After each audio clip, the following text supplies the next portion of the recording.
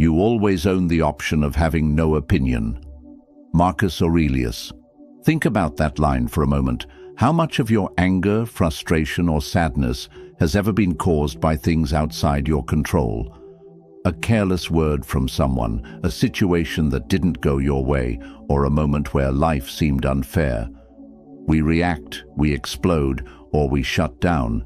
And yet, in the eyes of the Stoics, none of these things have the power to disturb us, unless we give them that power. Anger is one of the most destructive emotions. It doesn't just hurt others, it burns you from the inside. It poisons your peace, your clarity, your ability to think. It makes you a slave to outside forces, something Stoicism teaches us to resist at all costs. Because for the Stoics, true strength is not in controlling others, it's in controlling yourself. Epictetus once said, "It's not what happens to you, but how you react to it that matters." This means that no matter what anyone says or does, no matter what life throws at you, your inner peace is always in your hands. Anger and frustration might rise for a moment, but you have the power to decide what stays in your mind and what passes like clouds in the sky. So today, I'm sharing 8 powerful Stoic principles that have helped me, and thousands of others, break free from the anger trap. And listen, I'm not promising this will be easy, but I'm promising it will be worth it. Stay with me till the end because each rule builds on the last one, and by the time we're done, you'll have a complete roadmap to inner peace. And hey, if this resonates with you, drop this in the comments. My peace is stronger than any anger. I read every single comment and I'd love to hear from you. Rule 1. Separate what happened from what you think it means. Seneca once wrote, "We are more often frightened than hurt, and we suffer more in imagination than in reality." The same is true with anger. What makes you upset is rarely the event itself. It's the story you attach to it. Think about it. Someone cuts you off in traffic. What happens? Instantly you might think, "How dare they disrespect me? They put me in danger. People are so selfish." But what if you change the story? Maybe they're rushing to the hospital. Maybe they didn't see you. Or maybe they're simply careless. But why should their carelessness take away your peace? The Stoics believed that no event is inherently good or bad. It's our judgment that gives it meaning. Marcus Aurelius reminded himself daily, "If you are distressed by anything external, the pain is not due to the thing itself, but to your estimate of it, and this you have the power to revoke at any moment." This is powerful. It means that every time you feel anger rise within you, you can pause and ask, "Am I upset because of what happened, or because of the meaning I gave it?" That question alone can change the whole direction of your day. Practical steps to apply this. Pause before reacting. When something irritates you, force yourself to take 3 breaths before speaking or acting. Those 3 seconds give you back control. Reframe the situation. Instead of thinking, "This is unfair to me," ask, "What if this isn't about me at all?" Detach from the story. Remind yourself, the event is neutral, the judgment is optional. When you start separating events from your judgments, you gain the power to choose peace instead of anger. You stop being controlled by others' behavior, and you start living as the master of your own inner world. Remember, anger doesn't punish the person who wronged you, it punishes you. It steals your calm, your clarity, your joy. Why hand over your mind to anyone so easily? Imagine yourself as a strong tree in the middle of a storm. The winds may blow, the rains may fall, but you remain rooted and unmoved. The storm passes, but your strength remains. Here's your affirmation drop in the comments. No one controls my peace but me. Rule 2. Expect people to be, well, people. Marcus Aurelius began his meditations by reminding himself each morning, The people I deal with today will be meddling, ungrateful, arrogant, dishonest, jealous, and surly. They are like this because they don't know good from evil. Now, why would the most powerful man in the world, the Emperor of Rome, start his day by preparing himself for people's flaws? Because he knew something we often forget. If you expect perfection from others, you are setting yourself up for constant anger. The truth is, people lie, people betray, people are selfish, careless, and sometimes cruel. If you move through life expecting otherwise, every little wrong will shake you. But if you expect imperfection, you will no longer be surprised when it shows up. Instead of reacting with rage, you'll respond with understanding. When a child makes a mistake, do you scream in shock? Nah, you expect it. You guide, you correct, you stay calm. But with adults, we forget this wisdom. We assume everyone should know better, and when they don't, we burn with anger. Stoicism flips this. Expect flaws, and they lose their power to upset you. Seneca gives us another reminder. How much better to heal than to seek revenge from injury? Vengeance wastes time and puts you in the same category as those who wrong you. What he means is this: when people show you their ignorance, their arrogance, or their malice, it is not your job to descend into their chaos. Your job is to remain whole. Here's how you can put this into practice in your daily life. Morning preparation. Each morning, before you step into the world, remind yourself, I will meet people today who are rude, selfish, or unfair, but none of that can rob me of my peace. This prepares your mind so you're never shocked by human weakness. See ignorance instead of evil. When someone insults you, remember Marcus's words. They are like this because they don't know good from evil. In other words, they are acting out of ignorance, not wisdom. Why be angry at someone who does not yet know better? Lower the weight of expectations. If you expect someone never to disappoint you, you're living in fantasy. But if you accept human imperfection, you stop taking things personally. A broken promise, a rude word, or an inconsiderate act no longer surprises you. It simply becomes another reminder that people are human. Strengthen compassion. Instead of anger, once you see flaws as part of human nature, you can respond with compassion. This doesn't mean excusing bad behavior. It means not letting it poison your soul. You may correct, you may walk away, you may enforce boundaries, but you do it without rage, without losing yourself. You walk into a crowded marketplace. People bump into you. Some cut in line, some talk too loudly. Would you be furious at each one, or would you accept that this is what crowds are like? Life is the same. When you stop expecting perfection, you stop being endlessly upset. Peace comes not from changing others, but from changing our expectations. You cannot control human nature, but you can control how you prepare for it. And preparation is everything. So the next time someone acts selfishly, instead of boiling with rage, remind yourself, I saw this coming. I expected this. Their flaw is not my storm. Because people will continue to be flawed until the day you die. If you wait for a world where no one irritates you, you will spend your life in misery. But if you accept human imperfection, you'll never again be surprised. And when you're not surprised, you stay calm. This doesn't make you weak. It makes you unshakable. Because strength is not measured by how loudly you shout when wronged, but by how calmly you endure without being broken. Marcus Aurelius knew that by expecting flaws, he was freeing himself from the trap of anger. You can do the same. Drop this affirmation in the comments. I expect flaws, but I choose peace. Rule 3. Master the voice in your head. Epictetus once said, men are disturbed not by things, but by the views which they take of them. This is one of the deepest Stoic truths. The voice in your head, the one that comments, judges, and interprets, decides whether you burn with anger or rest in peace. It's not the insult itself that crushes you, but the way you replay it.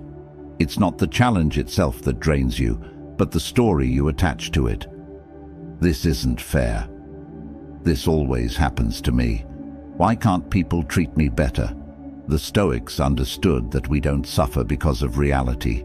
We suffer because of the way we talk to ourselves about reality. And if you want to never again get angry or upset, you must learn to discipline that inner dialogue. If a stranger on the street mutters something rude in a language you don't understand, do you get angry? Nah, because the words never entered your inner dialogue. But if the same insult comes in your own language, suddenly your mind picks it up, repeats it, and keeps stabbing you with it. It's not the words, it's your mind's attachment to them. So how do you train your inner dialogue? The Stoics give us 3 powerful methods. Catch the first thought. When anger rises, it often comes with a thought like, "They disrespected me," or "This is unbearable." Catch it immediately. Don't let it grow into a full story. Remind yourself, this is just my judgment, not the truth. By catching the thought early, you stop it before it consumes you. Replace, don't repeat. If your inner voice keeps saying, "I can't believe they did this to me," it will only deepen your anger. Instead, replace it with a Stoic truth. They act according to their nature, not mine. Or, I control how I respond, and that is my strength. By giving your mind a new line, you break the loop of rage. Talk like a guide, not an enemy. Many people let their inner dialogue tear them down. They speak to themselves with harshness, blame, and exaggeration. Instead, talk to yourself as a wise guide would. Ask, will this anger help me? Or is it better to let it go? Direct your mind as if you were leading a friend, not punishing an enemy. Seneca warned us, we suffer more often in imagination than in reality, and the imagination speaks through our inner dialogue. If you don't train it, it will betray you. But once you master it, you can face any insult, any betrayal, any challenge, without losing yourself. Here's a simple daily exercise. Each evening, reflect on your day. Ask yourself, where did my inner dialogue betray me today? Did I add unnecessary stories to what happened? Then reframe them. Train your mind to speak differently tomorrow. Another practical tool is journaling. Marcus Aurelius didn't write his meditations to publish them. He wrote them to remind himself of Stoic truths, to discipline his inner voice. You can do the same. Each time anger lingers, write it down. Then ask, what judgment did I add that made this worse? Replace it with a calmer truth. Because at the end of the day, the mind is like a theater. If you let angry scripts run freely, they will dominate the show. But if you rewrite the script with reason and calm, anger has no stage to perform on. The next time you feel anger boiling inside, step back and ask yourself, what exactly am I saying to myself right now? Then notice, it's not the event, not the person, not the world. It's your inner dialogue fueling the fire. And the moment you see this clearly, the fire begins to die. When you take charge of your inner voice, you take charge of your peace. Nothing outside you can disturb you unless your mind agrees to it. That is why Epictetus said, "You may fetter my leg, but not even Zeus himself has the power to break my freedom of choice." Freedom begins with the voice you listen to inside your head. Make it a Stoic voice, not an angry one. Rule 4. Hit the pause button. Viktor Frankl, though not a Stoic but deeply aligned with their wisdom, once said, "Between stimulus and response, there is a space. In that space is our power to choose our response. In our response lies our growth and our freedom." This single idea holds the key to never again being ruled by anger. Because anger thrives on immediacy. The insult is thrown, and you snap back. The inconvenience happens, and you explode. The betrayal surfaces, and you rush into rage. But if you can create even the smallest space between what happens and what you do next, you rob anger of its power. The Stoics were masters of this discipline. Marcus Aurelius reminded himself daily, "You have power over your mind, not outside events." Realize this, and you will find strength. That power begins the very moment you choose not to react instantly. Let's look at this practically. Imagine someone insults you in front of others. The instant urge is to defend, attack, or shut down. But what if, in that moment, you pause, just for 3 breaths? In those breaths, you remind yourself, "Their words cannot harm me unless I let them in." Suddenly, instead of being dragged into the mud, you rise above it. Or imagine you're stuck in traffic, already late. The car in front moves too slowly, and frustration bubbles. Normally, you might slam the horn, curse under your breath, or let the whole day sour. But if you create space, even just a pause to inhale deeply and remind yourself, "This is outside my control, but my peace is not," you turn chaos into calm. The power of the pause is not weakness, it's mastery. It proves that you are not a slave to impulses, but a commander of your inner world. Here are practical ways to build this pause into your life. Train your breath. Make it a habit that whenever anger rises, you take 3 slow breaths before saying or doing anything. Your breath becomes the anchor that gives you back control. Use mental cues. Choose a phrase to remind yourself in heated moments. For example, "This is just noise," or "I will not hand them my peace." These short cues create space between the trigger and your action. Delay your response. If possible, wait before replying to that message, email, or confrontation. Give it an hour or even a day. You will notice that what once felt urgent loses its fire when you step away. Practice daily small pauses. Don't wait for big conflicts to train this skill. Practice pausing in small annoyances, when you spill water, when someone talks too loudly, when plans change. The small pauses build strength for the bigger storms. Seneca wrote, "The greatest remedy for anger is delay." Why?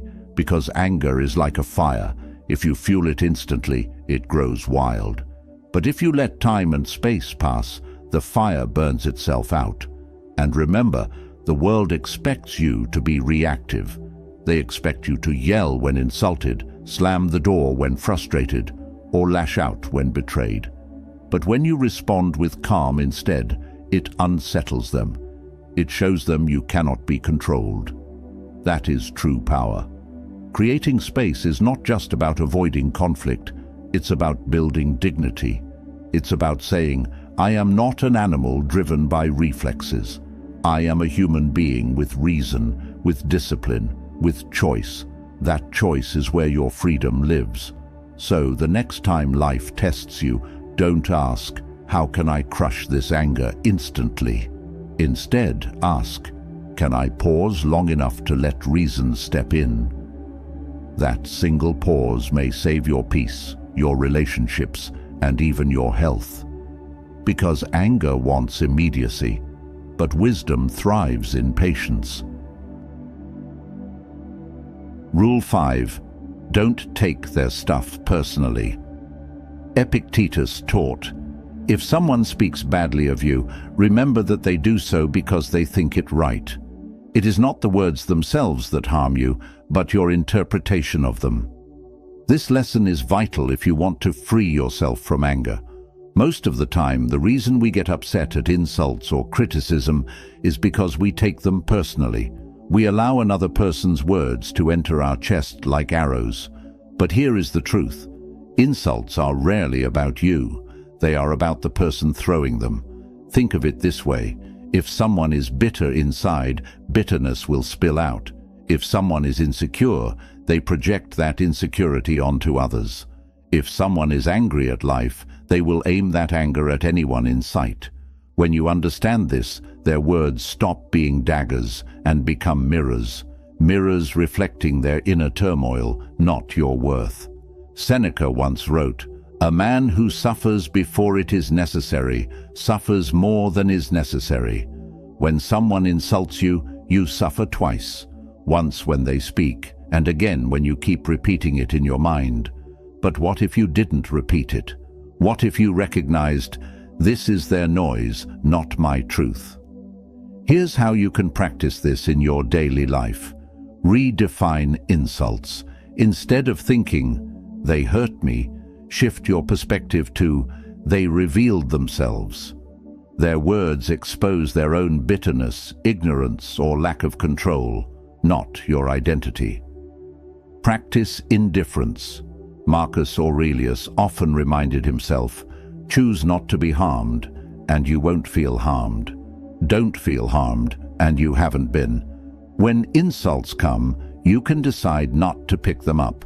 An insult only lives if you give it shelter in your mind. Detach your worth from opinions. Imagine you're holding a diamond. If someone calls it worthless, does the diamond lose its value? Of course not. Your worth is not dictated by what others say. Their opinion is simply noise passing through the air. Respond with silence. One of the greatest ways to prove that insults don't touch you is to say nothing at all. Silence is strength. When you don't react, you show that you are above the storm. It unsettles the insulter, but more importantly, it preserves your peace. Let's be real. Words sting. When someone mocks you, spreads lies, or tries to humiliate you, the natural reaction is to fight back. But remember, their words say far more about their character than about yours. And if you carry their poison, you let them win twice. First by speaking, and second by stealing your calm. Imagine someone handing you a burning coal. If you grab it, you're the one burned. But if you let it drop, it cannot touch you. Insults are burning coals, only harmful if you pick them up. Marcus Aurelius gave himself this advice. When another blames you, or hates you, or people voice similar criticisms, go to their souls. Penetrate inside and see what sort of people they are. You will realize that there is no need to be racked with anxiety that they should hold any particular opinion about you. This is profound. Instead of asking, why did they insult me? Ask, what kind of soul must they have to insult another? You'll quickly see, it's their weakness, not yours. So, the next time someone throws words meant to wound you, stand tall in silence and remind yourself, this is not mine to carry. Walk away with dignity and let their insult return to where it came from, their own unsettled heart. Because here's the truth. The moment you stop taking insults personally, you become untouchable. People may shout, mock, or criticize, but their words cannot chain you unless you agree to wear the chains. The wise person doesn't waste energy fighting shadows. They keep walking forward, untouchable in their calm. Rule 6. Drop it like it's hot. Seneca once said, anger, if not restrained, is frequently more hurtful to us than the injury that provokes it. Most people don't just get angry in the moment, they hold on to it. They replay the insult in their minds, they nurse the grudge, they let bitterness grow roots in their heart. But the Stoics saw this as self-inflicted torture. The event happened once, but by holding on, you suffer it 1,000 times more. If you truly want to never again be ruled by anger or upset, you must master the art of letting go. Not tomorrow, not next week, but quickly before it poisons your peace. Think of anger like carrying a burning coal. The longer you hold it, the deeper it burns you. Yet many of us choose to keep holding it, believing we are hurting the person who wronged us. But in reality, we only scorch ourselves. Marcus Aurelius gave us this reminder. The best revenge is not to be like your enemy.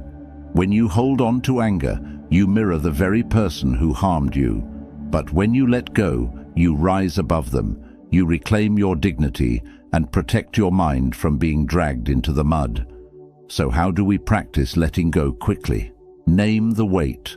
The first step is to admit, I am carrying this anger. Often we disguise it as righteousness or justice, but honesty with yourself frees you. Once you name the weight, you can decide to put it down. Refuse the second wound. The Stoics remind us that the first wound is what someone does to us.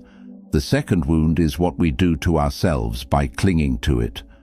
Ask yourself, why should I keep suffering for something that has already happened?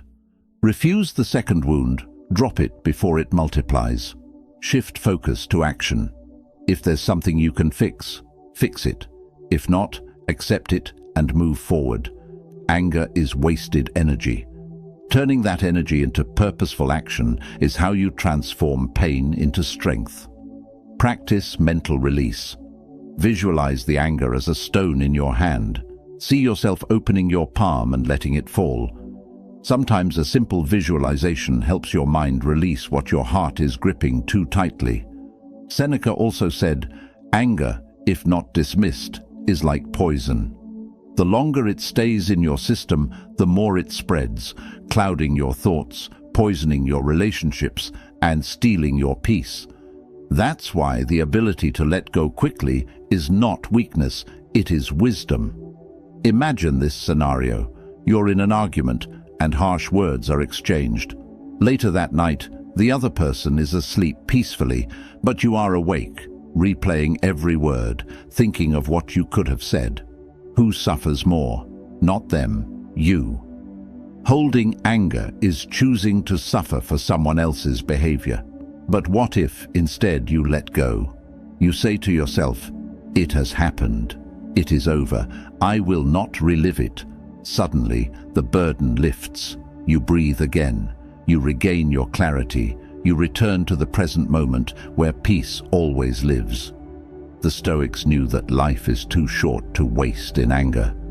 Marcus Aurelius wrote, "You could leave life right now." Let that determine what you do and say and think. If this were your last day, would you want to spend it replaying an insult or holding bitterness against someone? Or would you rather release it and live with calm? Letting go quickly is not just about peace, it's about freedom. It means you are no longer chained to the actions of others. They may wound you once, but you will not give them the satisfaction of wounding you again through your own mind. So the next time anger rises, ask yourself, do I want to hold this burning coal, or will I drop it now? And remember, the quicker you let go, the lighter your soul becomes. Rule 7. Turn problems into teachers. Marcus Aurelius once wrote, "The impediment to action advances action. What stands in the way becomes the way." This is one of the most powerful Stoic truths. It means that obstacles are not enemies to your peace, they are teachers. Every insult, every frustration, every setback is not something to curse, but something to learn from. Here's the problem. Most of us treat difficulties as personal attacks. Someone disrespects us, and we feel wounded. Something blocks our progress, and we feel cheated. Life turns unexpectedly, and we feel punished. But the Stoics remind us, life owes us no smooth road. The road itself, with its bumps and barriers, is what builds our strength. Think about anger for a moment. Why does it rise? Because something didn't go the way you wanted. But if you change your view and ask, what can this teach me?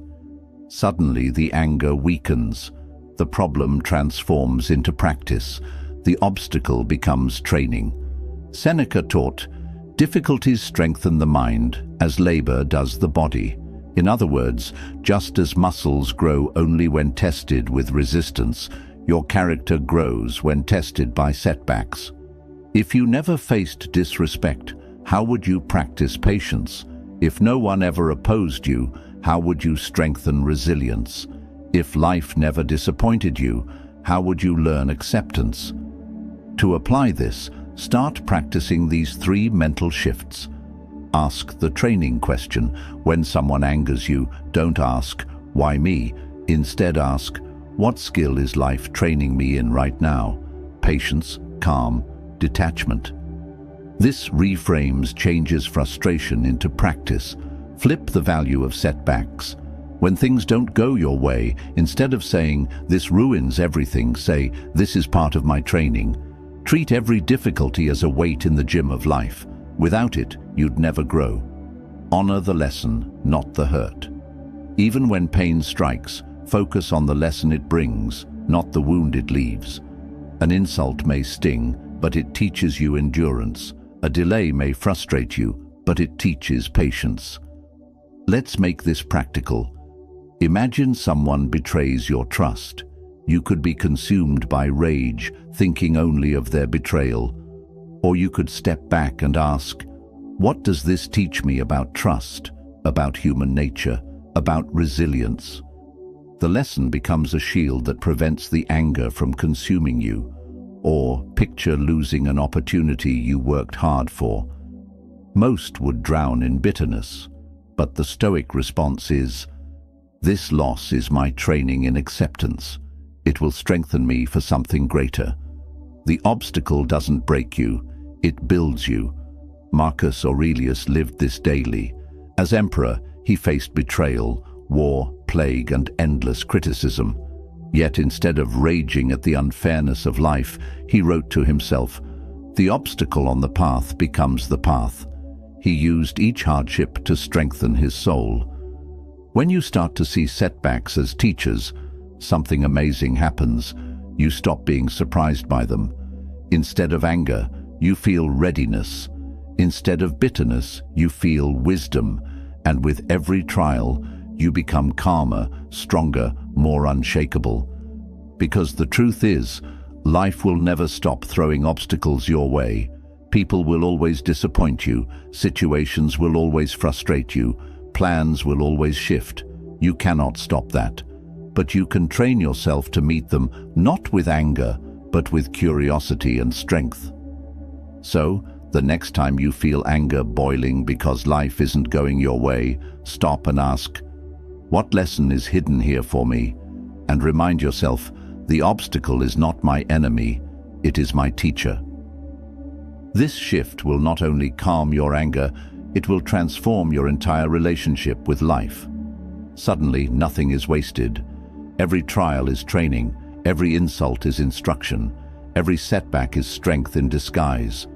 And once you see life this way, you no longer resent it. You embrace it. You grow with it. You rise above anger into wisdom. I want you to drop this affirmation in the comments. Every obstacle is my teacher, not my enemy. Rule 8. Stay right here, right now. Seneca once said, "We suffer more often in imagination than in reality." This is a central Stoic truth for mastering anger and upset. Much of our frustration doesn't come from the present. It comes from ruminating on what has already happened, what might happen, or what should have happened. Think about it. Someone wrongs you yesterday, and today you keep replaying it. Or you fear that someone will betray you in the future, and your mind spirals into stress.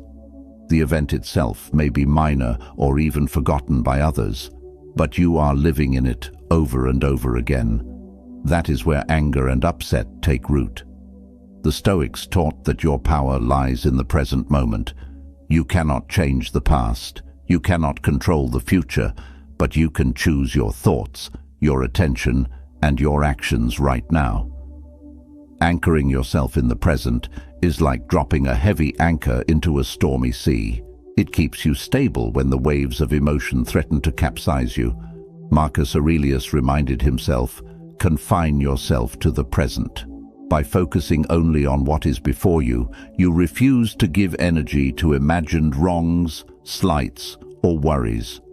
You stop feeding the fire of anger and instead stay grounded in what truly matters. Here's how to apply this in daily life. Notice when your mind wanders. Anger often arises when your mind drifts to past hurts or imagined slights. The first step is awareness. Catch yourself. I am replaying what happened yesterday. I am imagining a worst-case scenario tomorrow. Awareness is the first anchor. Bring your attention to the now. Use your senses. Notice what you can see, hear, touch, or feel in this moment. Feel your feet on the ground, your breath moving in and out. The present moment is neutral and calm. It does not insult, betray, or frustrate. Ask, what can I do now? Instead of dwelling on anger, shift to action within your control. What steps can you take in this moment to improve your situation or simply preserve your peace? Action in the present dissolves the power of imagined anger. Release the should-haves. Much of anger comes from expectations. They should have acted differently. This shouldn't have happened. Life should be fair. The Stoics remind us that reality doesn't bend to our preferences. Accept what is and anchor yourself in the now. Practice daily presence. Each morning or evening, set aside a few minutes to focus entirely on the present. Even 5 minutes of meditation, mindful breathing, or simple awareness of surroundings can train your mind to return to now instead of living in the past or future. When you anchor yourself in the present, the small annoyances and imagined slights lose their weight. A rude comment is just a comment. A mistake someone made is just a fact. The traffic jam, the delayed response, the misstep, all of it is neutral until your mind interprets it. Epictetus said, "Don't demand that things happen as you wish, but wish that they happen as they do, and you will go on well." Anchoring in the present is exactly that, accepting life as it is, refusing to let imagined scenarios rob your peace, and choosing to respond calmly in the moment. Anger thrives in the shadows of what was and what could be. Peace thrives in the sunlight of what is. When you live here, fully present, you are untouchable. The world can throw insults, delays, and disappointments at you, but your calm remains intact. So the next time you feel anger rising, ask yourself, am I upset by reality or by a memory or imagination? Focus entirely on what is real, what is now, and you will find that most of your anger evaporates before it can take hold. Drop this affirmation in the comments. I live in the present, and peace is my anchor. Throughout this journey, we've uncovered the Stoic path to freedom from anger and upset. From separating events from your judgments, to expecting human flaws, to mastering your inner dialogue, creating space, letting go, and anchoring yourself in the present, you now have practical, timeless tools to reclaim your peace. The Stoics teach us a simple yet profound truth. The world cannot harm you unless you give it permission. Every insult, frustration, or setback is neutral until your mind interprets it. By taking responsibility for your perceptions, your expectations, and your responses, you step out of the storm of emotion and into the calm of reason. Remember, anger is a thief. It steals clarity, joy, and your ability to act with wisdom. But when you follow these Stoic practices, you make yourself untouchable. You no longer hand over your peace to anyone or anything. You respond with calm. You see obstacles as teachers. You let go quickly. You anchor yourself in the present. And above all, you choose what to believe, what to feel, and how to act. The greatest freedom is not the absence of challenges. It is the mastery of your inner world. Life will always throw tests, but the Stoics remind us that no storm is strong enough to destroy a mind rooted in discipline, reason, and calm. Start today. Apply these principles. Practice them in small moments. And gradually, the old reflexes of anger and upset will fade. Your life will be quieter, your mind sharper, and your soul stronger. Drop this final affirmation in the comments. I am untouchable, calm, and at peace. If you found this video valuable, don't forget to like, comment, share, and subscribe to the channel. Apply these lessons daily and watch how your world changes. Not because the world changed, but because you have.